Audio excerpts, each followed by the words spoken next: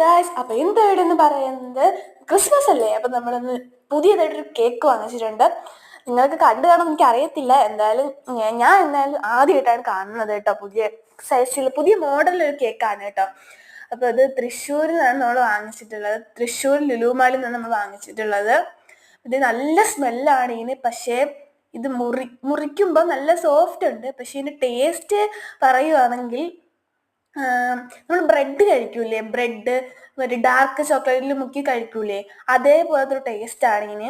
പക്ഷെ ഇതിൻ്റെ അകത്ത് ഒന്നും ഇല്ല, അകത്ത് ചോക്ലേറ്റ് കാര്യങ്ങളൊന്നും ഇല്ല ഇതിൻ്റെ അകത്ത്.